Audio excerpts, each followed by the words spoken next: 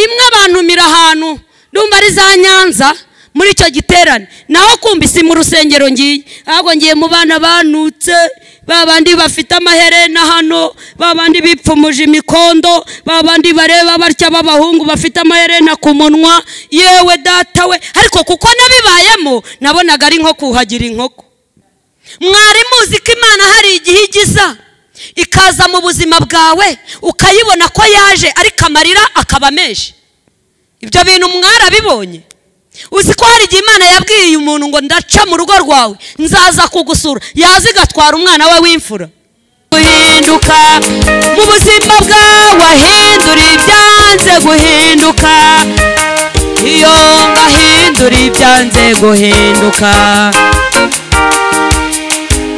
haleluya umwami wacu ahindura ibyanze guhinduka Yesu nashima ndashaka ko mundeba nkunda kubwira abantu ngo nibandebe ndetse nkanashyiraho ngo kuko ndi mwiza kandi uko nukuri dufite umupasiteri wacu witwa ni muzehe wacu kamwite muzehe hanyuma uwo musaza wacu ajya atubwira ngo nimundebe nubwo ntari mwiza kandi umwitegereje ni umusaza mwiza unejeje dukunda twese umusaza witwa Simone turamukunda hanyuma rero nanjye mbabwiye ngo nimundebe ndi mwiza nuko mba mbizi neza ngewe nabayeho ndi indaya icyo gihe nyiri indaya wandebaga iminota 2 iyi yonyine nkahita nza kugutera njonogo nkubaza ikiri ukundeba hanyuma rero ubu Yesu yarankarabije muvuge ngo amen abaje gusenga haleluya abaje gusenga haleluya siko mbona mwandakariye mwabaye iki mugiriye gutya Yesu mumuhe icyubahiro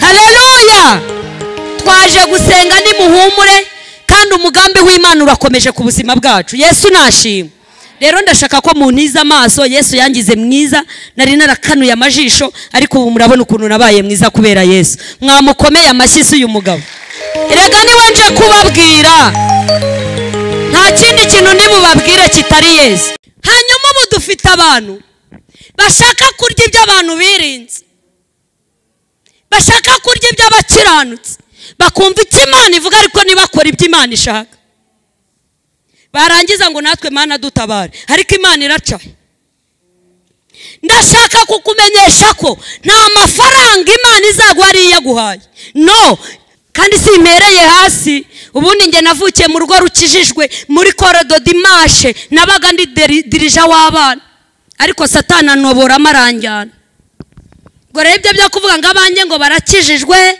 ngabanjye ngo bagendana natwe ngo turakijijwe ukarambikira aho ngaho nubarambika ibiganza ngo ujye unabatura mu mazina reka nkubwire sinzi ibintu wibereyemo wenye ndazibwira ndi se man niki kibuno ndakigeza mu rugo gute man zirambwira ngo ariko niga nukajye wigira Babylon kandi ubwo nikweze umuhanda nawuzuye ntago nabikorera mfite umwuka wera undimo ntago nabibasha nikweze nikweduye nigize ukuntu mfite imyaka 15 nikuyemo kuba ndi umukobwa nabaye nk'umugabo wahaze Sangirene nuko ndimo ndifora ndigira gutya ariko Yesu arakisa Yesu ashimwe guhinduka mu buzima bwawe ahindura ibyanze guhinduka iyo ngahindura ibyanze guhinduka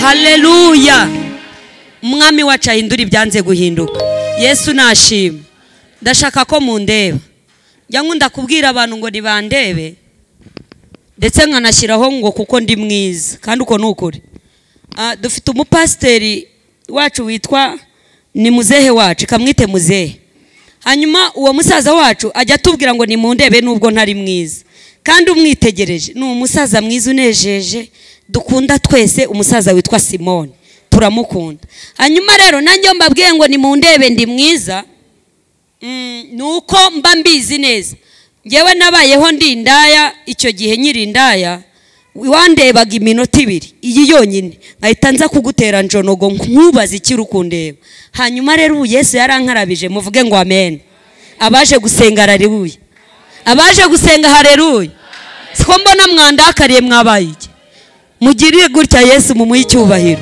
haleluya twaje gusenga ni muhumure kandi umugambi w'Imana urakomeje ku buzima bwacu Yesu nashima rero ndashaka ko muntiza amaso. Yesu yangize mwiza, nari narakanuye amajisho, ariko ubu murabona ukuntu nabaye mwiza kubera Yesu. Mwamukomeye amashyi uyu mugabo.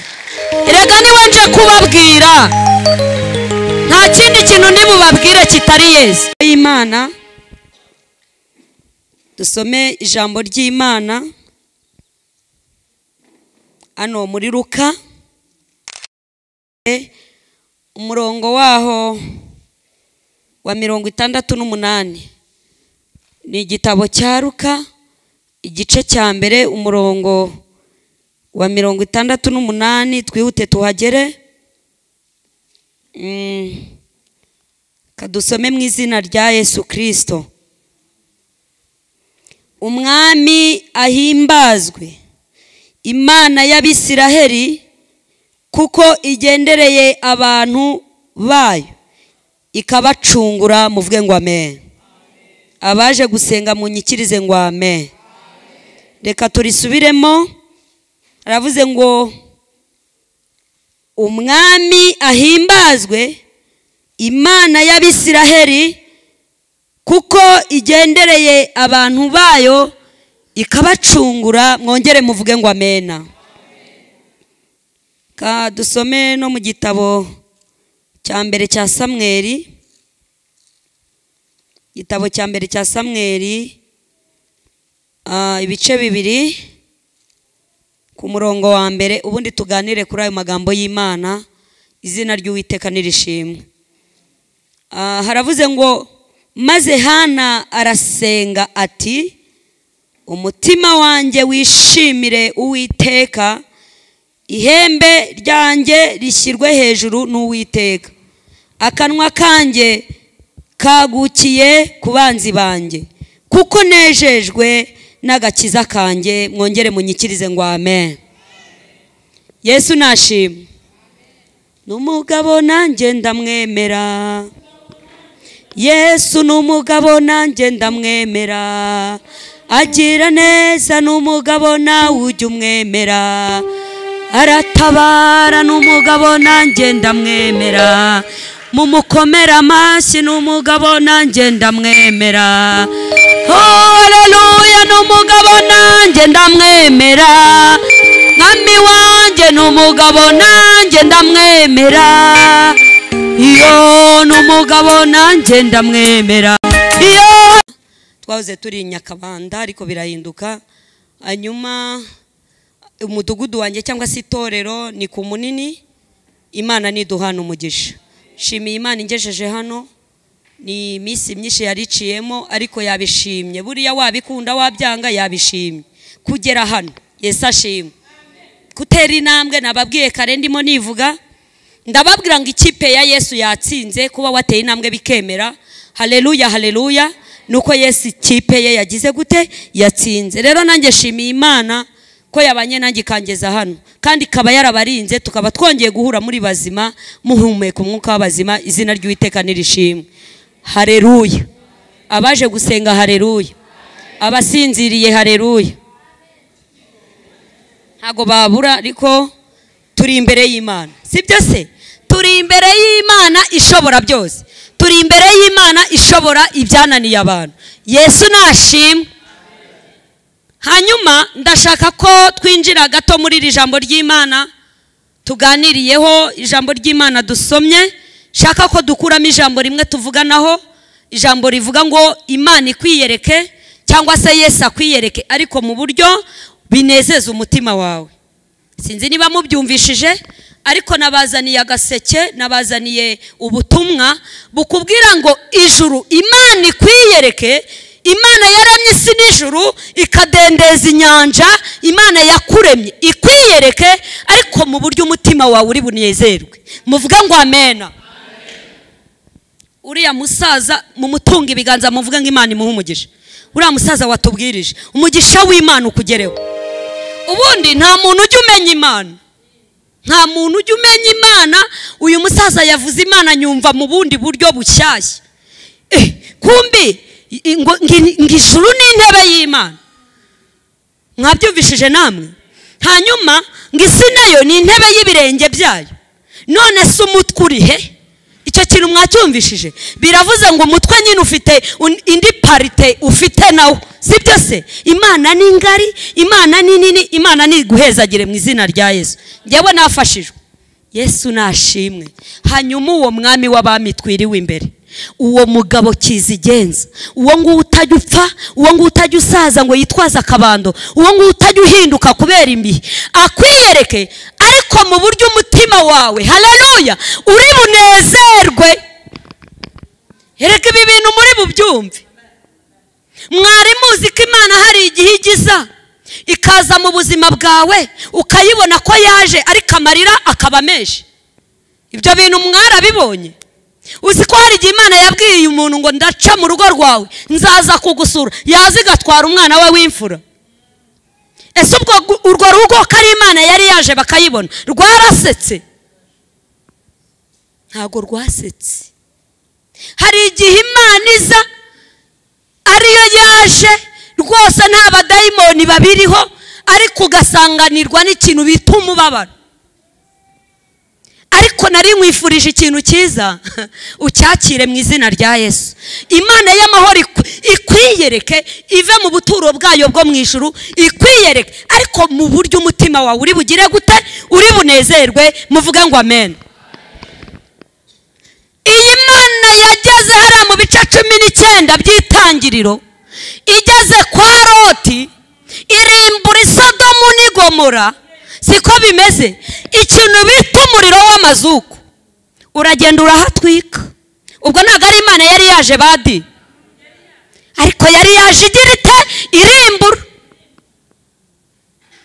igeze mu bice 18 by'itangiriro igera kwa Aburahamu muvuga ngo amen igeze kwa Aburahamu imusigira umwana w'umuhungu mukomere Imana amashyi ubwo Imana ntago yari yaje muvuga ngo amena nari nkwifurije ngo Imana y'amahoro haleluya yiyereke umugabo uraha yiyereke umugore n'umukobwa n'umusore ariko mu buryo umutima we uri bugira ute uri bunezerwe Yesu nashimwe Yesu nashimwe ahanga mu gitabo cya mbere cya Samuel dusomye aya ni amagambo dusomye ngo yari umugabo witwa Elukana uyu nguyu akagira abagore babiri uwitwa Penina n'uwitwa Hana hanyuma uyu mugore witwa Hana ngakaba ingumba ariko uwitwa Penina ngakabyara abahungu n'abakobwa uko umutima uteye nawe yarangiza akamenya kubyirata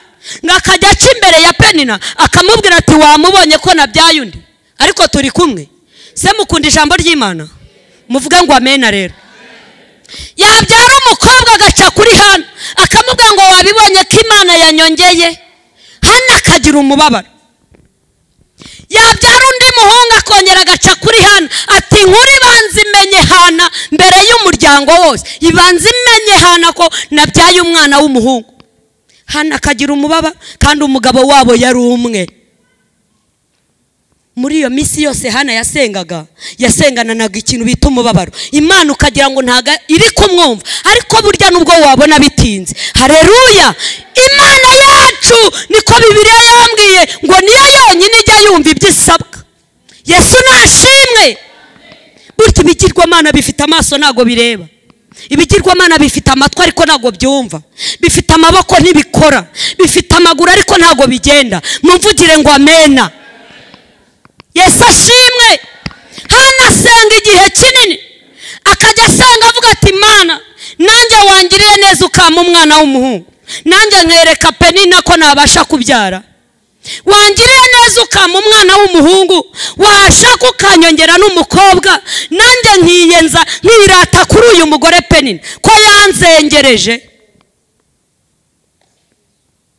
akajya asengana amasengesho y'amatiku ariyo yonyine agira muyobozi aravuze ngo dore impamvu dusenga dusaba ntiduhabwe nuko dusaba nabi ariko burya twasabye neza Imana yaduha ibyo tuyisaba uyu mugore Hana akajya ashaka agasengana amasengesho y'amatiku avuga ngo uyu mugore anyiyenzaho uyu mugore anyirataho wamaye wanjye nanjye nkamupirikisha niko abaswahili bavuga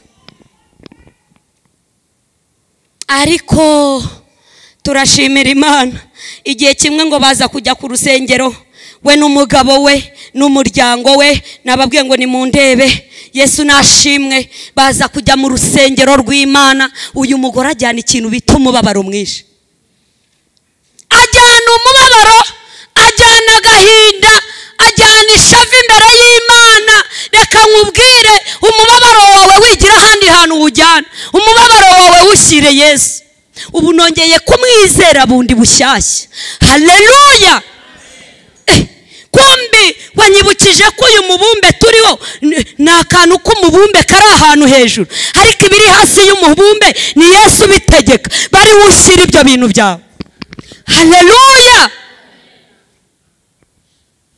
Ngaragenda ngabibwira Imana, bimubwira ababaye, akajya yibwira ngo Mana, amasengesho y'amanyanga, amasengesho yo gupirikisha, amasengesho yo gutukana, ayo masengesho nayavuyemo, ahubwo ngirira ibambe. Muvuge ngo amen. Umunsi wampaye umwana w'umuhungu nzamugutura.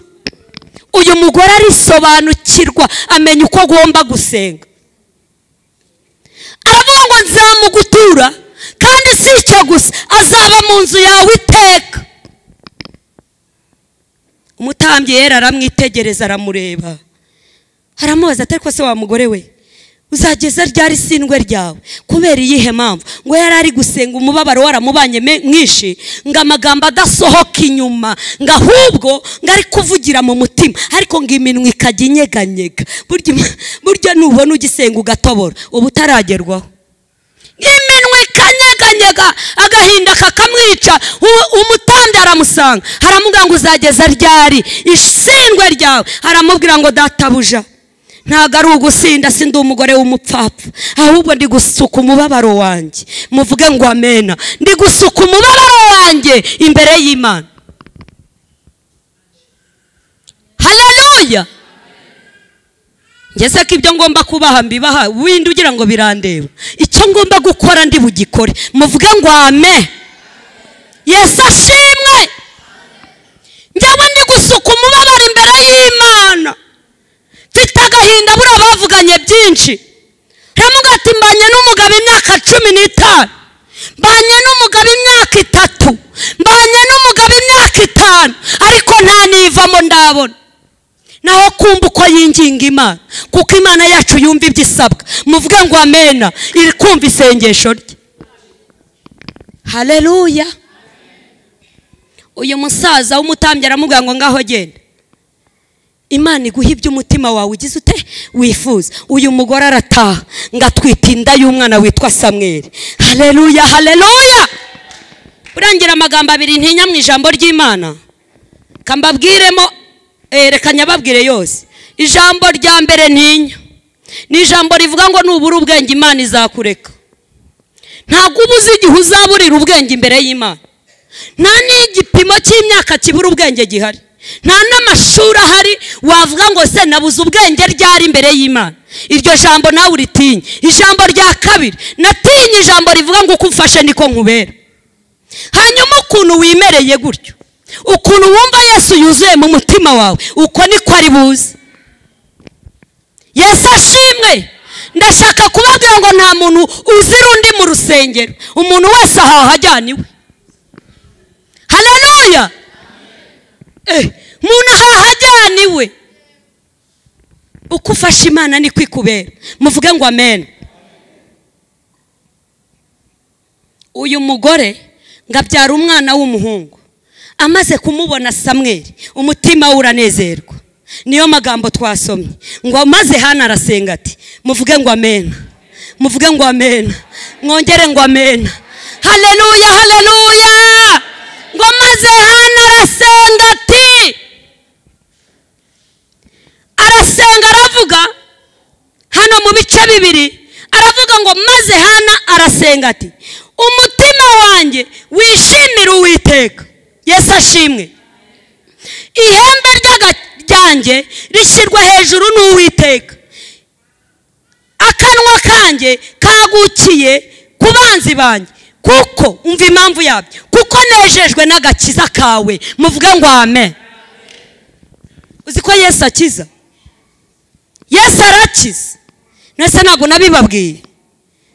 Hari abantu hano batanzi kwa nari mu rugo mugire gutya abatanzi. Yego ko siko bahari. Yesu arakiza, bisubiremo ngarakiza. Haleluya. Yesu arakiza. Nabaye indayi imyaka 8. Muri iyo myaka 8 mparika hariya nkakodesha inzu, umuhisi n'umugenzi akaza. Upfa kuba ufite ikofi yawe, nayo wabaga wasigaranye narayagukizaga. Kuko mu mategeko bampaye, mu itegeko rya mbere bambwiye, barambwiye ngo umva wandaya tukujyanye mu buraya ariko nta ndaya itiba. Muri kubyumva? Ndagenda mbindaya ariko nimbabwira indaya ni ya yindi rukutu yakuyeho nka zino nyine zahanga kuko nta najyaga nza kuhategera. Ariko Yesu arakora. Muvuge ngo amen. Yesu arakora, nukuri arakora. Aha nubwo utarasubizwa ntuzacika intege. Yesu arakora, atuye inyuma y'ibicu, aruta itangiriro. Haleluya. Yesu arakora. Uzi ko Yesu akora? Kandi buriya mu mpamvu zituma wowe utabivuga nuko ukibikora. Burya mubona impamvu nta buhamya bagitanga. Nase uratanga ubuhamya bw'ibintu kibamo guteze. Uravuga ngo naretse kwikinisha kandi n'ubundi urahaguruka mu materaniro ugahita ujya kwikinisha. Nicyo gicuri kigufata. Icyo gicuri kigufata. Ntabwo ushobora rero kuza kwimeninda. Imana tugirire neza. Yesu ankura aho hantu. Yesu ankura aho hantu. Nigeze mbabwira ukuntu nigeze kunywa urumogi. Ese turi kumwe? Nigeze nk'ura urumogi bita Sangirene. Bita Sangirene. Hanyuma urwo rumogi ndarunywa, ngeze hano kuri Green Corner nari mvuye ku isoko i Nyamirambo. Numva swingi zirambwira ngo none se mwana unyumvire nawe kuntu nari ipfuye. Ndashimira Yesu. Haleluya. Ndashimira umugabo witwa Yesu wankuriyeho imfe ebyiri. Erega Yesu ni yamamare. Haleluya. Yankuriyeho imfe ebyiri mbi, ubyemere cyangwa ubyange, Yesu ni kizigenza. Haleluya. Ni nawe musitare nabonye kuko niwe wapfuye arazuka, ni nawe ukivugwa, ni yamamare, ni nawe utanga ubuzima. Haleluya. Swingi zirambwira ngo mwana ngo wumvishije ikibuno wameze se. Ndashimira Yesu. Ndazibwira ni nari kuzikari byo niga. Ubwo nari ndi kuvugana nande. Natangiye uburaya mfite imyaka 13. Kuri 13 nagutwaraga umugabo ukaririmba urwubonye. Nkora uburaya ndabukora ntabyo nsubiyemo. Nkora uburaya ndabukora. Kuri 13 muri iyo myaka 15 nibwo swingi zambwiye ibyo. Mfite imyaka 10 ningahe n'itanu zirambwira ako mwaretse nkivugira Yesu. Haleluya. Dufite umuririmbyi wacu ajya aririmba ngo nimubona tumutambira nimutwibazeho. Nuwa niba turi ngo twebwe hari iki Imana yadukoreye. Muvuga ngo amen. Iburyo umuntu wababariwe cyane akunda cyane. Niyo mpamvu zamana tubyinira Yesu kavuga ngo dora abasazi, ariko turamaze twasariye muri inde muri Kristo. Yesu ashimwe. Siswingi zirambwira ngo umva mwana ikibuno se ndazibaza ni no si iki kibuno ndakigeza mu rugo gute. Aho unyumvira ndi kuvugana n'imyuka mibi nyine bo bazita swingi. Je navuganaga n'abadayimoni. Ubwo nukuvuga nari ngeze hano kuri Green Corner murahaza beshe kuri izi dodani. Izi dodani imodoka zari zaparitse bari kureba indaya yasaze, akaraya kasaze kuko nari nagapeti cyane narakana. Ujya musengera abana banyu kandi simereye hasi. Ubundi nge navukiye mu rugo rukijijwe muri Corridor Dimanche, nabaga ndi dirija w'abana, ariko Satana nobora amaranjyana. Ngo rebye byo kuvuga ngo abanjye ngo barakijijwe, ngo abanjye ngo bagendana natwe ngo turakijijwe, ukarambikira aho ngaho nubarambika ibiganza ngo ujye unabatura mu mazina. Reka nkubwire sinzi ibintu wibereyemo. ndagenda imodoka ziraparika abantu barahagarara bakajya bareba karaya kasaze ndashima Imana yankuriyeho ibisazi mba narapfuye sarishijwe narabaye umwehu ariko ndashimira Yesu erega nzamuvuga Yesu niyamamare mu mumera icyubahiro. Haleluya. Hari igihe nahagararanaga n'indaya gutya umugabo akaza akantereta ntitwumvikane kuko ubundi nitwaga akana gato Banzuyame kubera ukuntu nanganaga nitwaga akana gato Banzuyame. N'ubu tuvugana ugeze ku maseta najyaga njyaho ugahamagara abantu b'indaya bahari ukavuga ati kana gato ariko araheruka bakubwira ati uwo yarakijijwe ni pasiteri. Ariko ndashimira Yesu hindura amazina. Haleluya. Yesu ahindura amazina, Yesu ahindura amateka. Mugabo wankuye mu kunywa inzoga bita umumanura jipo kankura mu kunywa inzoga bita dunda ubwonko ngaho nawe nyumvira. Haleluya. Kankura mu kunywa inzoga yitwa ngo sinzi unkozeho ngaho nawe mbwira. Ntabwo Yesu yangiriye neza. Naba mpagararanye n'indaya rero umugabo yaza akanereta twagira ikintu dupfa mwumvishijemo ko harimo izina ryitwa Banzuyame mwaryumvishije ubwo rero ataryuzuza nkamwangira yajya ku yindi ndaya bajyana. Ndashaka kubabwira ko kuba uri hano kuba uri ahangaha ntabwo ari uko hari ikindi urusha abandi ahubwo ni umugambi w'Imana ukuriho. Hanyuma icyatumye usigara ikirete ni ukugira ngo utunganye ibyasigaye bitagize gute bidatunganye. Iyo ndaya bakayitwara bamara kuyijyana hacaho iminsi 2 twayihiga ku iseta tukayibura tukaza kuzumva amatangazo ngo hari indaya bishe yikishijwe ikintu bita umusego. Ndabashimira Yesu wanyongereye iminsi yo kurama kugira ngo nze mbabwire ibi ngibi mu mukomera amashyi Yesu. Haleluya. Niyo mpamvu mba numva nta wundi wo kuvugwa nta wundi wo kuratwa nta wundi wo kwamamazwa. Reka nkubwire ngo ujye umubwira ngo ureba neza umubwire ngo Yesu seka neza kuko Yesu iyo yarebye ibyawe nagabisiga uko byari biri. Yesu iyo yakurebeyeyo haleluya ntabwo ibibazo wari ufite ubigumana kandi iyo yakumvise nagabisiga uko biri ahubwo hari impinduka bitandukanye rero no kubibwira umuntu uri buva hano akabibwira undi. Mukomere Yesu amashyi ariko. Haleluya. Swingi zirabimbwira ndangije ndazibaza ni none se Mana nuko nyine navugaga none se njyewe nkizwa mu bantu bandeze uyu mubyeyi arimo uko mumureba mwarima arimo aranzi yarandeze aranzi ntazi no kuba nashima aranzi ntazi no kuba nafata iry'urufunguzo aranzi nguyu. Swingi zirambwira ngo ndazibaza ni none si iki kibuno ndakigeza mu rugo gute Mana unyumvire muzajya mwihangana kuko ntago njyewe nta buhamya mfite bw'ukuntu nize muri universite bikomeye hoya nta buhamya mfite bw'ukuntu narangije amashuri hanyuma nkabura akazi ariko Imana ikantunga hoya mfite ubuhamya bw'ukuntu Imana yankuye mu buraya muvuga ngo amena ikangabira umurimo. Haleluya. Birangiye Swingi zirambwira ngo ariko ngo nukajya wigira Babiloni.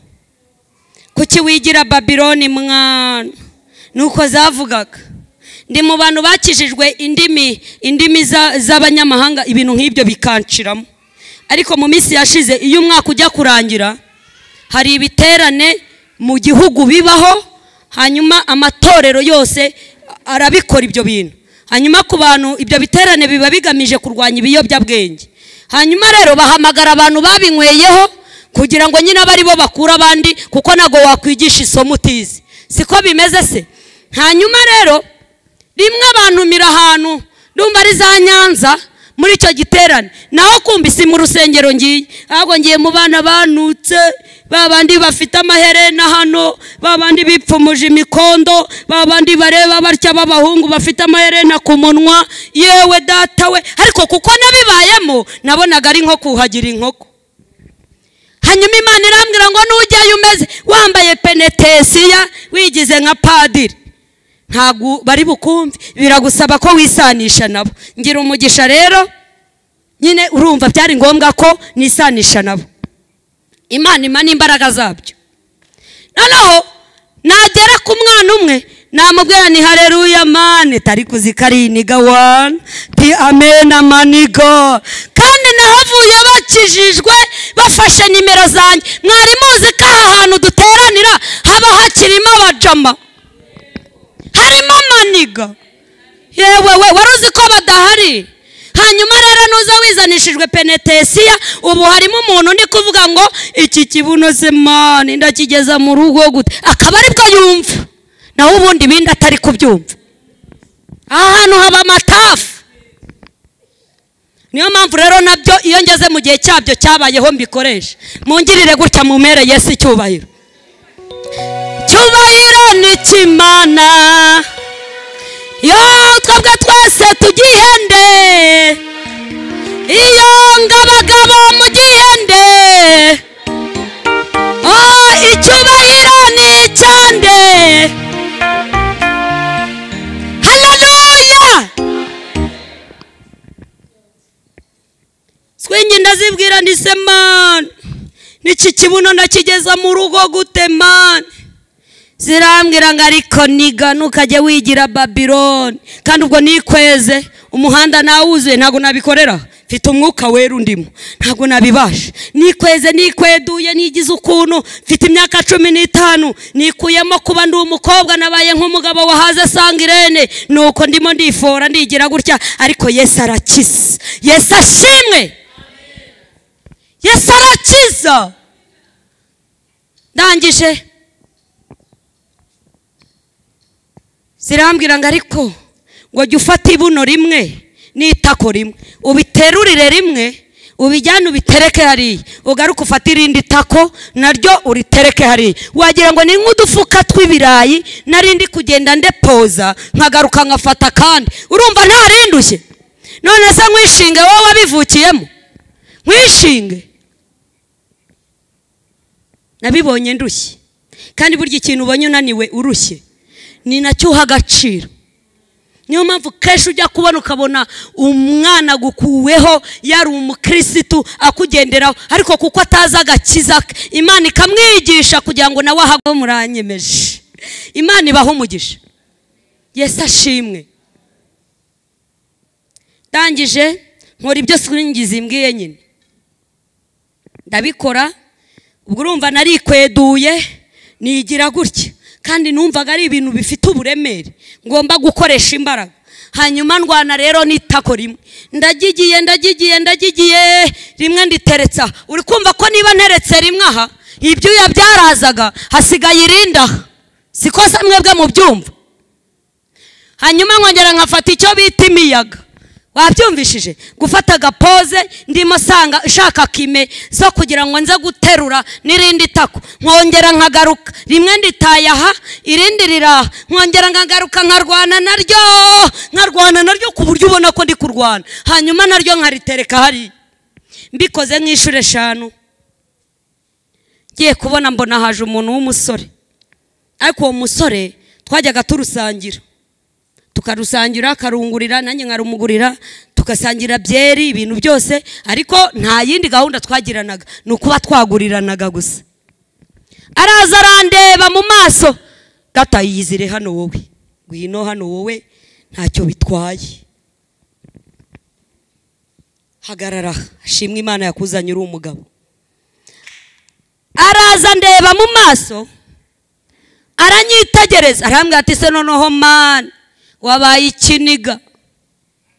Ndamubwira ni wahora niki, ahubwo se man nta envelope wandusha ngume ntwaremo ikibuno cyanjye. Ibaze ku rwego rwo kubwira umuntu w'umugabo ngo nama envelope ntwaremo ikibuno. Ndashimira Imana yankuriyeho gusara.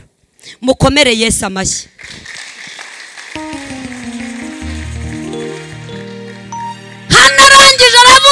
kuko nejejwe n'agakiza kawe. Yesu arakiza, ntabwo ari amagambo yakijije Hana imukuraho umubabaro, nanjye yanyijije ankura mu byaha. Muvuge ngo amen. Ariko ibi bintu mbabwira nibyo. Yesu nashimwe rero, mumuhereze icyubahiro umwami. Twasomye andi magambo hano muri Luka. Uyu nawe ni umugabo witwa Zakariya. Zakariya ngo yari umutambyi, akagira umugore witwa Elizabeti. Uyu Elizabeti n'umugabo we Zakariya, Bibiliya irambwira ngo bari abakiranutsi. Haleluya. Ariko nubwo bari abakiranutsi, ngo bari bageze mu zabukuru kandi batagira umwana, kandi ngarikira ari abakiranutsi. Ngigiye kiza kugera Zakariya ajya gutamba, ngo niwe ubufindo bwari bwafashe. Ngageze mu rusengero, muvuge ngo amena. Imana imwoherereza marayika. Narimvuze ngo Imana ikoherereze marayika. Yari ari mu rusengero nk'urwo wicayemo. Ijuru rimwoherereza marayika, ngakibona marayika ubwoba buramwica.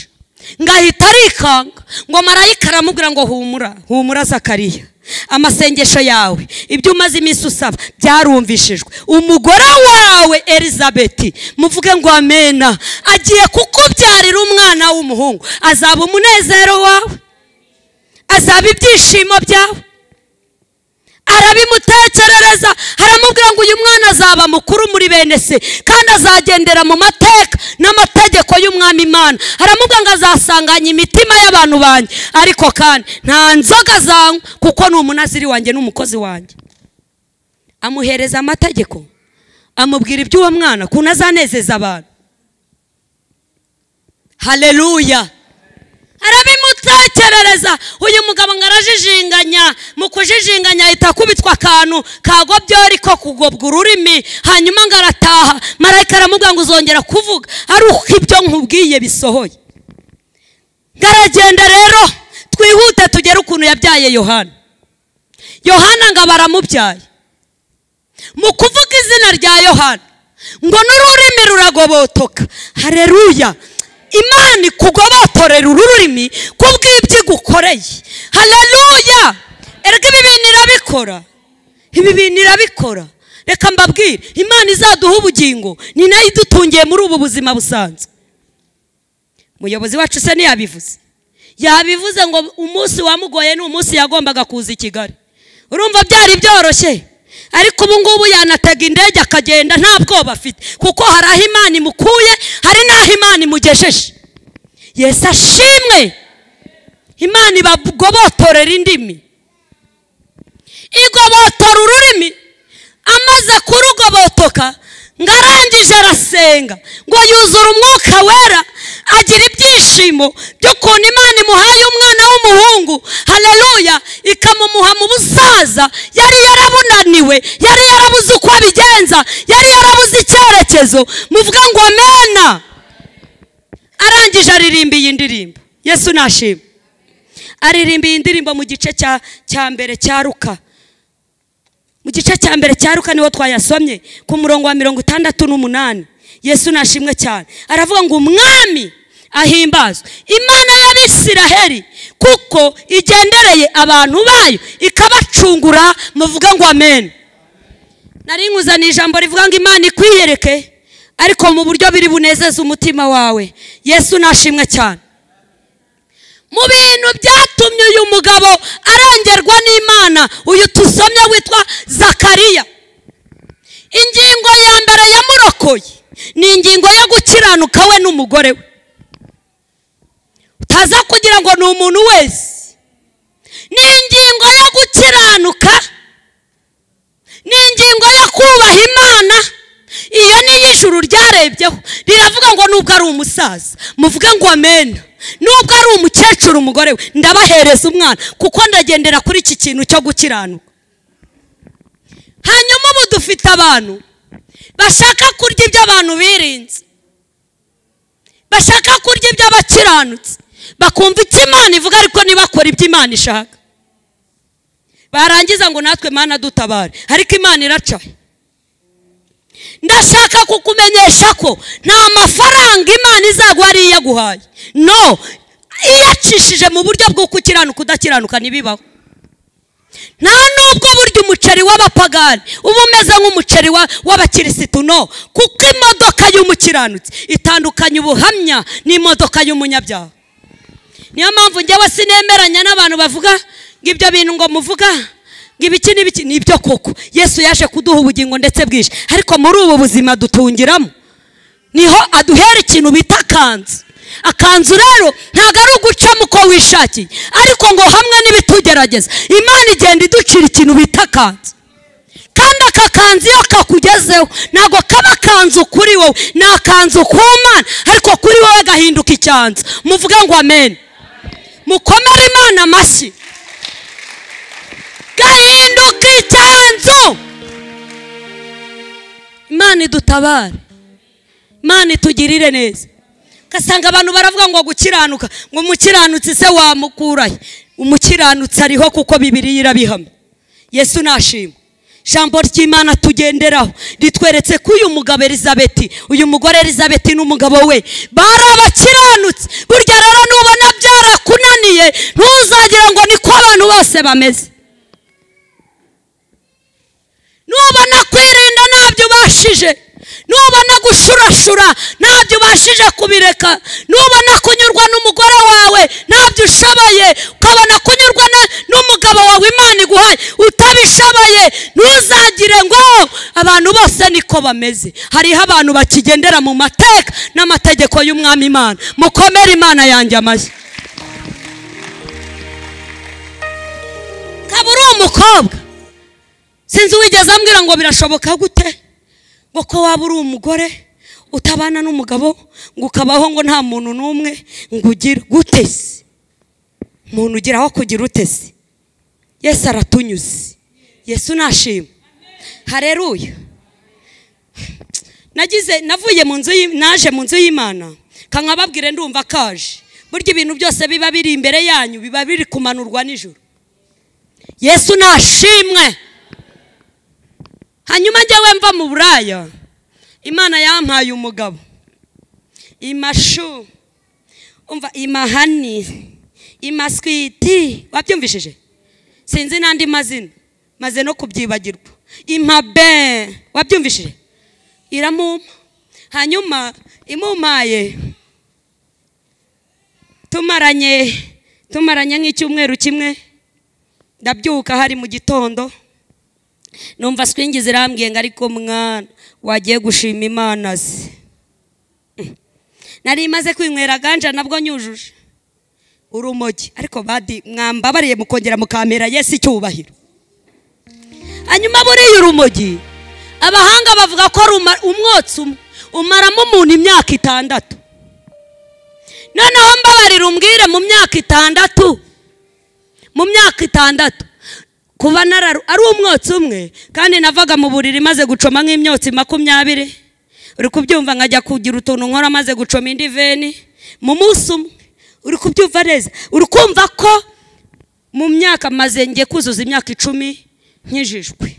Hanyuma mu myaka 10 naba ngiye kumara, urumva atari imyotsi 3 yabigiye kumvamo. Ariko ndashimira Yesu. Mwakomeye umugabo Yesu amashyi.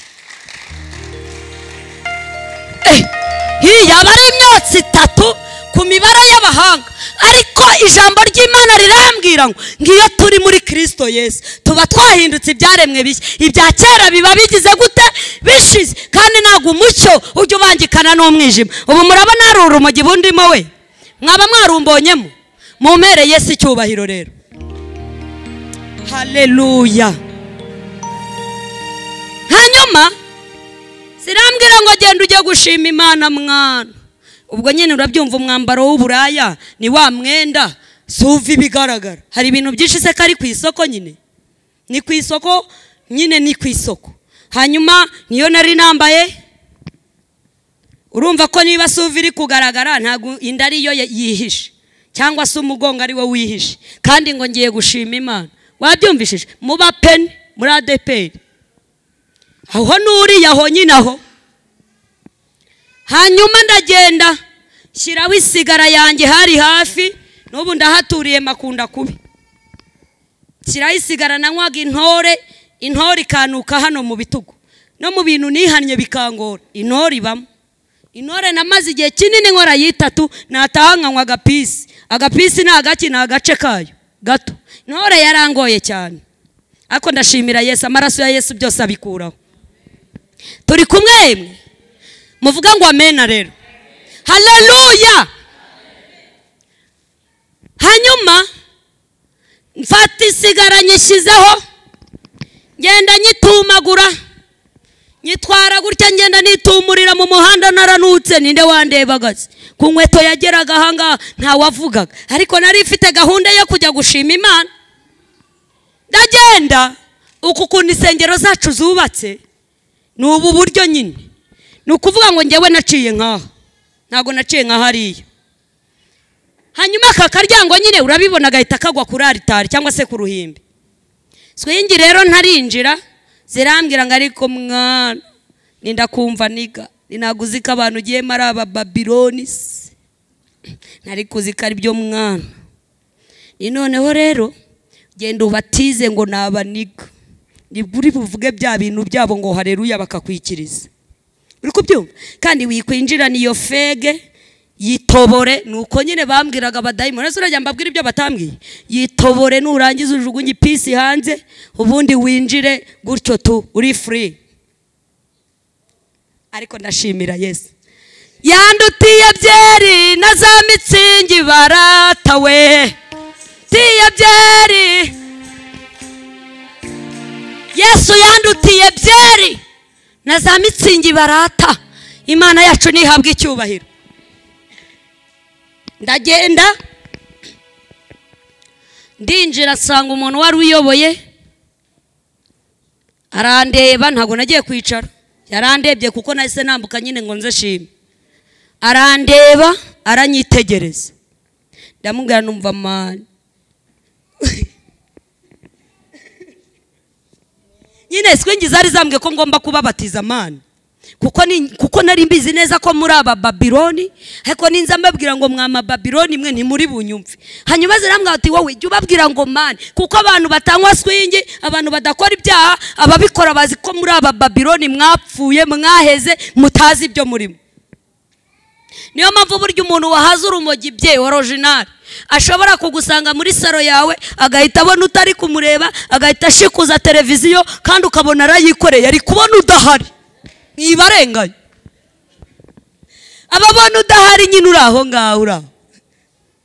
Ko hari igihe narebaga abantu nkabona ni nk'ibiti biteye, mva n'aba babisi baraho. Zirambwira ati mva rero, ndamubwira ni none se niga konje kwishimira Imana wana. Arandeba, ura rero umusazi utarwana nta kintu abatwaye. Ampereza mikoro ndayifata. Erega hari kuwa kabiri, kuko ubiwacu bateranye natwe. Naciyeyo byari biryoshye we, dufite umuhanzi mbanza gucayo njya y'indirimbo ebyiri, tangije nza niruka. Urumva ko hari ibihe byiza. Ni na gake cyane ngewe njya ngenda ku munsi wa kabiri. Hanyuma birangiye amereza mikoro, ndashima, ndababwira numva bamaniga, ni haleluya bamaniga. Ngo mbabarira umbwire kubwira muze uriya ngo maniga, ngo haleluya batafu bande. Ayiwe data we, Yesu ararera, Mwuka wera ararera. Muvuga ngo amena. Zikaguhereza n'amagambo uvuga. Mwuka wera kwigisha kwambara, kakubwira ngo nago umuntu uri indaya, umuntu ucuruza kunjenje hepfo hari, ntago yambara nk'umuntu wuzuye umwuka w'Imana. Kakubwira ngo amagambo umuntu wuzuye mwuka wera atandukanye n'umuntu wigurisha ku muhanda. Haleluya. Arabikubwira akaguha umwifato. Burya nubona ntawe ufite ntuzavuge ngo ni mundeke, ngo ninkirizwe, ngo areba mu mutima. None si ibyo utunze mu mutima wawe, si ibyo utwereka inyuma. Ubiyamba nyiri makangu nyiri indaya, mwari komiye imikoro. Uziko hari umuntu wigeze kuzi wacu w'umugabo, Mana ishobora byose, yari yambaye akantu. Yesu Kristo tamureba. Abagore batagira abagabo bakajya baza bakanyegera bakambwira, wewe ngo abibonye ko yaje kutunopfesha. Kaho nyumvira, ntaga abagabo bonyine ari bo bambara, abagore ari bo bambara ubusa gusa, n'abagabo barabikora. Ariko umuntu ufite umwuka wera w'Imana amuyobora n'imyambarire, amuyobora n'inyifato, amuyobora n'indeba. Ubu koko tubyemeze ko urupfu rw'abagabo ngari mu maso, namwe mwemere ngo mupfira mu maso, muhapfira kubera icyo amaso yanyu yakijijwe. Ngabagabo n'abahungu ngo urupfu rwabo ni mu maso kubera kugenda bakararama bagapfa. Umugore muremure aratambuka ukareba, umugufi yatambuka ukareba ukenda gupfa, umunini yatambuka ugakanura, umutoya y'inzobe w'igikara. Twemere ko urupfu rwanyu ruri aho ng'abantu bamenye Yesu. Imana ibatabare. Ubu twemere ko abagore ngo urupfu rwabo ruba mu matwi. Ni ngombwa ngo umugabo wese binakubwiye ubitegera amatwi uraramugiye guhinduka mu buzima bwawe, ahindura ibyanze guhinduka.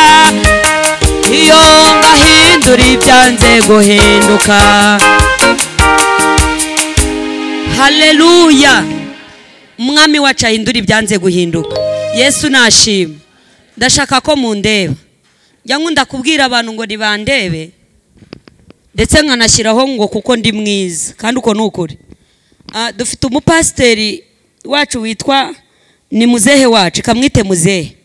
Hanyuma uwo musaza wacu ajya atubwira ngo nimundebe nubwo ntari mwiza, kandi umwitegereje ni umusaza mwiza unejeje, dukunda twese. Umusaza witwa Simone turamukunda. Hanyuma rero nanjye mbabwiye ngo nimundebe ndi mwiza, nuko mba mbizi neza.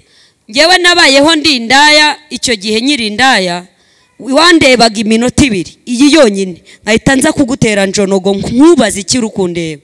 Hanyuma rero ubu Yesu yarankarabije, muvuge ngo amen. Abaje gusenga haleluya, abaje gusenga haleluya. Siko mbona mwandakariye mwabaye iki? Mugiriye gutya Yesu mumuhe icyubahiro. Haleluya.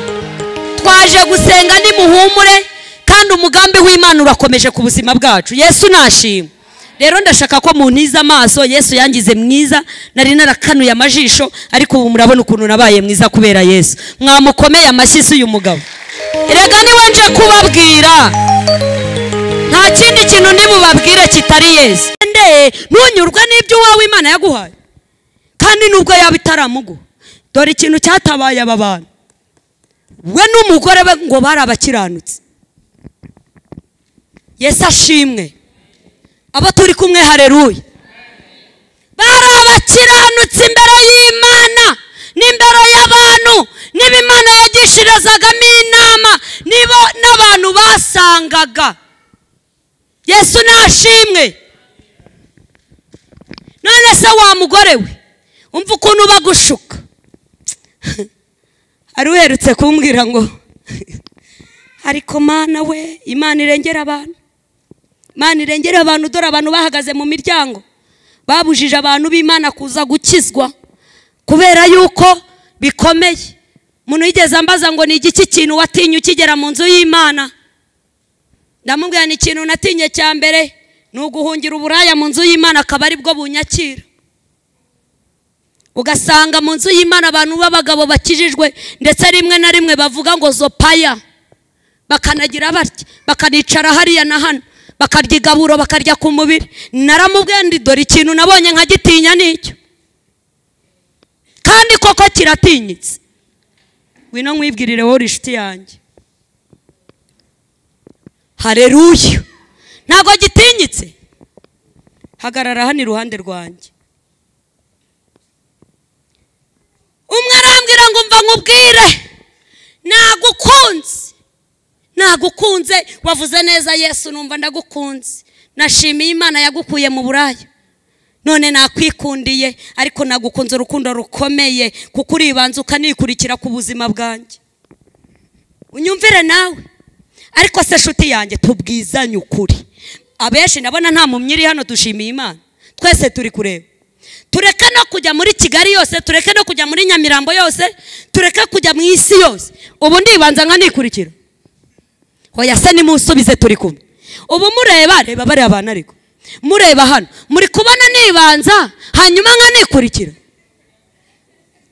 Shitani agushuke nawe wararizengereje ngo uri ibogare, urarizengereza ngo uri umukobwa mwiza wahe kari abadayimoni bari kukurembuza. Mu bintu byatabaye aba bantu Imana ikabatekerezaho ngo bari abakiranutsi.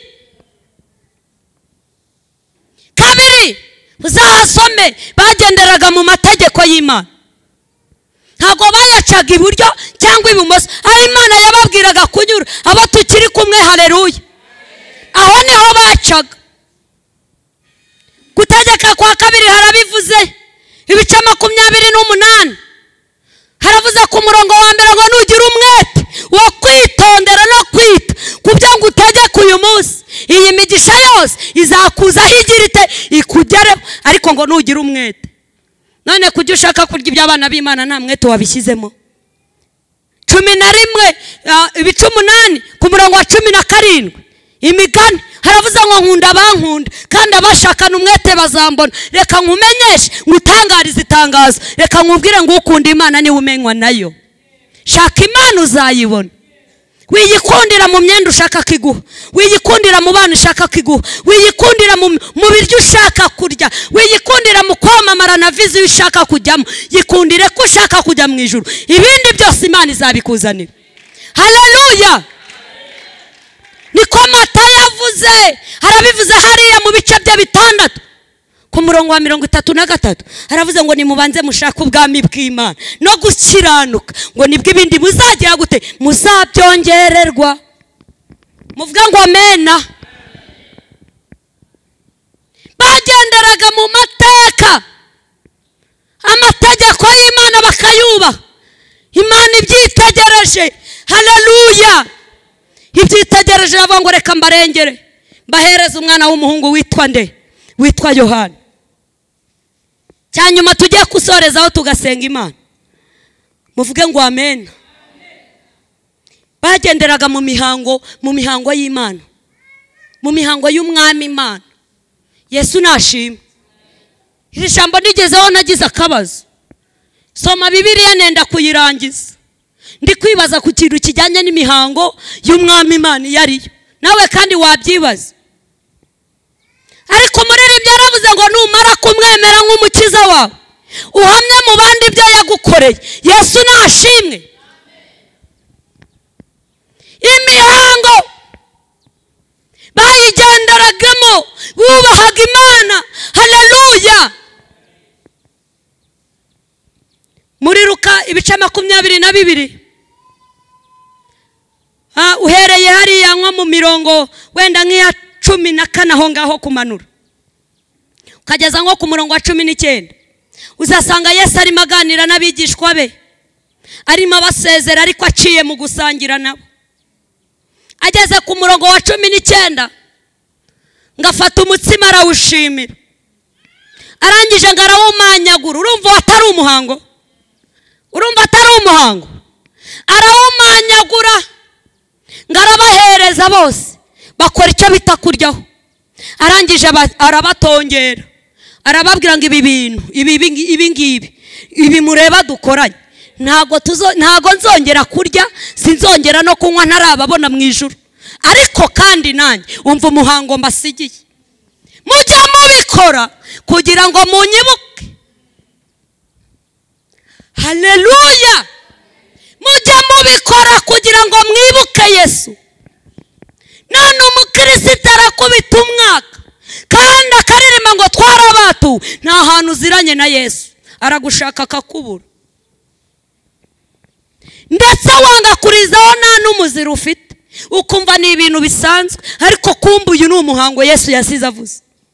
Haravuga ngo mujye mubikora kugira ngo munyibuke. Ese ubwo ko kuherutse kwibuka Yesu ryari? Ni ukumuvuga mu magambo gusa.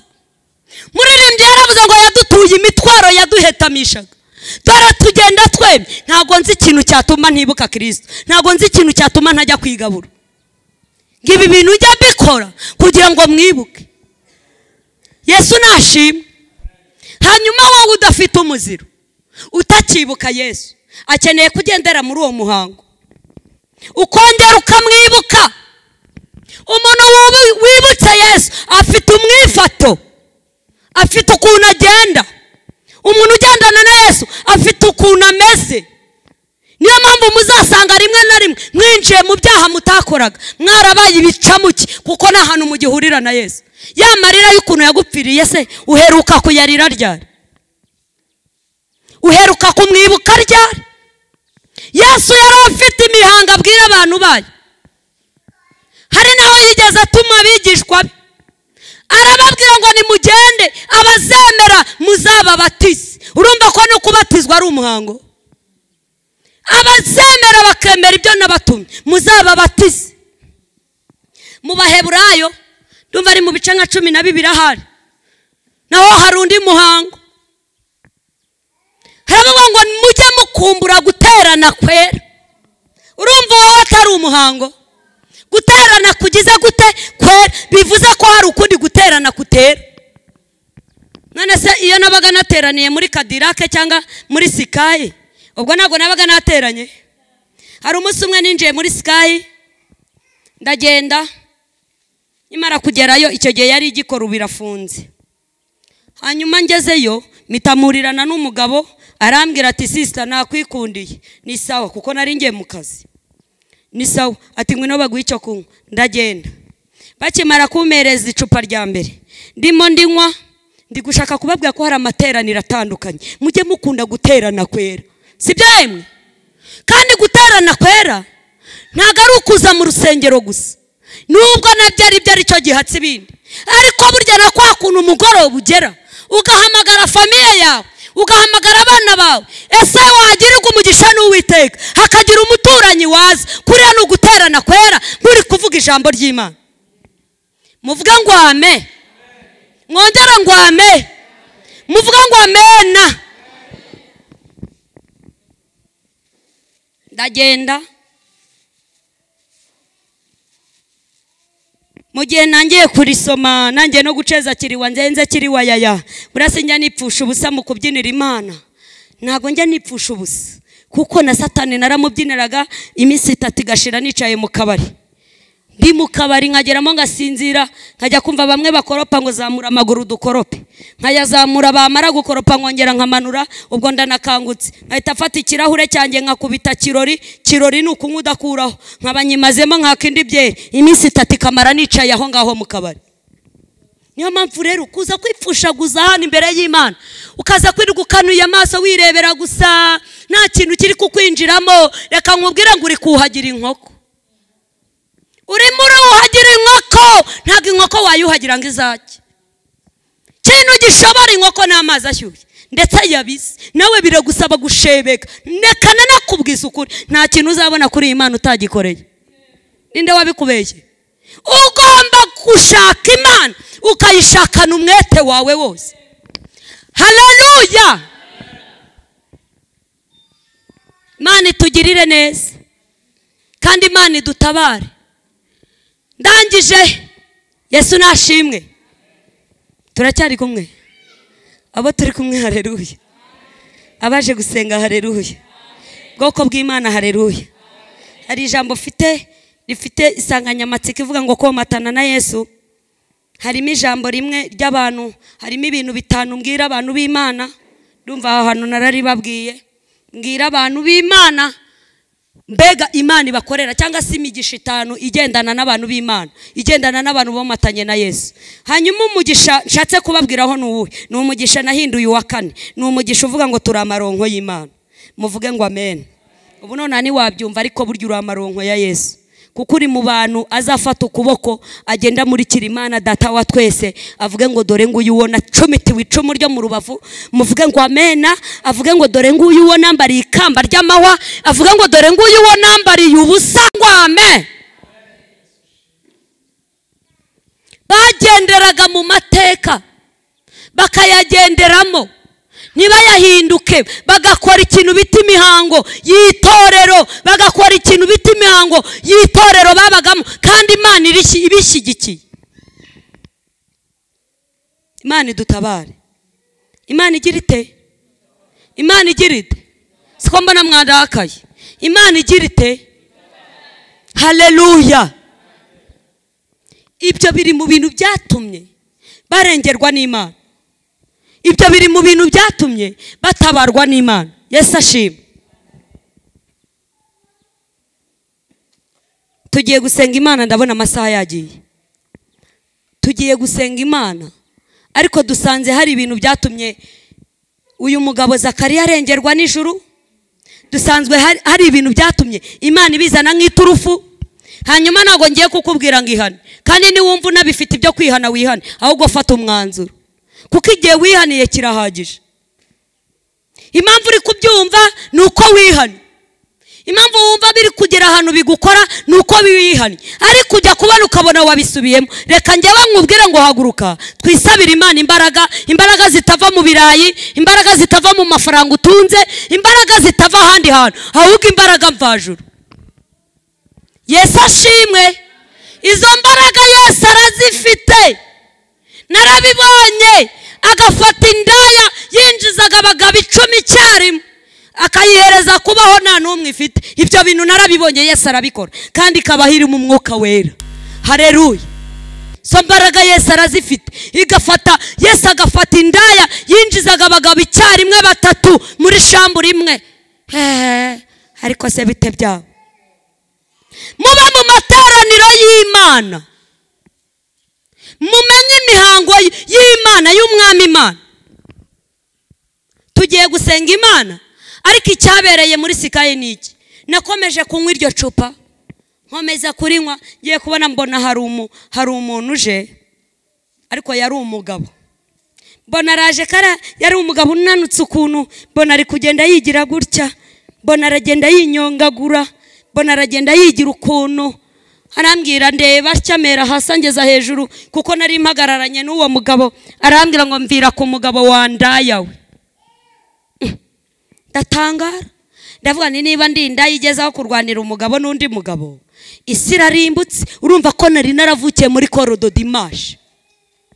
Rero ibi bintu mwivugisha biriho ndetse bireze, byaranabinjiranye, biri mu nzu y'Imana kubera kutaba amaso. Umbwira utukuntu umugabo n'undi mugabo abasheri wundi.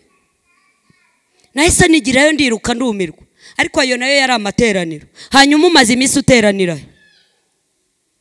amateraniro yawe yo mu mutima ameze gute? Ese imigambi yawe ufite niyi? Ese umaze igihe kingana iki utaza kurya ku rwibutso rw'umubiri wa Kristo, utaza no kunywa ku rwibutso rw'amaraso ya Yesu? Hanyuma ukiha amahoro. Rero Imana idusatse, Imana idushyizeho timasi, reka mbabwire ngo kajwigira. Ariko reka nkwinginge duhaguruke twese tubwire Yesu aduhereza imbaraga, kandi ubwo muba mwarangije no kubikora. Kereka niba wowe izawe ziguhagije. Zawe niba ziguhagije, komeza wiyicarire uranadusengera wowe, kuko wowe warazujuje. Ariko nyamara abagenzi dukeneye imbaraga. Abagenzi dukeneye ikintu bita imbaraga. Abagenzi dukeneye imbaraga z'Imana, kandi izi mbaraga zirahari. Nabibabwiye, Pandagare yari yarananiwe, narafunzwe haraza Gikondo. Rimwe bigeze banjyana Igikondo. Bari batarahita banjyana Igikondo, banjyanye kufungira ahantu muri brigade. Banjyana maze imisi, maze nk'ibyumweru nka 2 mbyaye kandi narabazwe. Barantwara bagira ngo ni umuntu muzima batwaye, naho kumbi nari igisenzegeri. Ndagenda barankubita, barampana nyine, sibyo se? None se ubu ngubu mu myaka 10 maze nyijijwe, ko nawe urankozaho n'umutwe w'urutoki, bivuga ngo ninjye wari ufite ikibazo? Ni kumwe umwana kunanira ukamucishaho akanyafu. Ubu ni inshuti zanjye abenshi n'abarenze aho ngaho, turakundana kubera ko mfite umwuka wera. Haleluya. Barankubita nashye ngeze mu rugo, nkajya nihagarika amaraso kuko nari mubisi. Ariko reka mbabwire ngo nimuhitemo neza, kwa Satani inyuma ni habi. Ngwino twinjire, aho kugira ngo urwane usubira inyuma, rwana winjira imbere. Humura imbere ya Yesu nta muntu uhapfira. Umugabo Imana yampaye maze gukizwa, wa mushuna babwiraga yanyeretse munsi y'ikirenge. Umuntu aherutse kumpugura arambwira ngo nukajya uhagarara imbere y'abantu ngo uvuge ko nta mugabo ugira. Kubera iki se Imana ikoresha abantu bagira abagabo gusa? Ubu Imana niyo abantu bubatse ingo mwenyine gutariko. Harimo umuntu hano uzi ko isi yamurangiriye udafite umugabo, ariko reka nkubwire ngo nubwo nta mugabo ufite Yesu akubera umugabo, nubwo nta mugore ufite Yesu akubera umugore. Dore twabonye Yesu aturerera abana. Nabaho nari narakora ku mafaranga naba narigeze gukoraho nari kumwe n'umugabo. Nayo nkubwiye utaza kunsaba, ariko nunaza ndaguha kuko ndayafite n'inkinda ku mutindi kubera Yesu. Mukomere umwami wanjye amashyi. Tugiye gusenga ariko saba Imana imbaraga. Nababwiye ngo nta k'Imana kubusa, nta k'Imana kubuntu. Yibwire ngo aha hantu ndagukunda Yesu, ndagukunda. Nago waba udakunda Yesu nguze kwirirwa wicaye hano, kwicara biravuna. Mubwire ngo ndagukunda ariko nkubabaza uko bwije nuko bukeye. Ndagusaba imbaraga muri bari abana, kuri uriya mugabo, kuri uriya mugore, muri uyu muryango, muri iki gihugu, muri inosi. Imbaraga menye uko ngomba kwitwara. Hanyuma nawe ururukana imbaraga, ururukana ubutware. Imana ikwiyereke ku buryo binezeza umutima wawe. Tugiye kwinginga n'ubundi umuyobozi wacu, umubyeyi wacu, mwarimu yegere hina dusengera Imana kandi agusengere nawe wisengera. Burana wari kwishebekera ari kubwira Imana ariko nanyanda kukayibabaje. Ikindi umusonga wundi nago kuza gusinzira. Nawe ikinga Imana uyibwire ngo aha harananiye ariko ngusabye imbaraga. Ikaribu no gusenga Imana. Imana niba umugisha.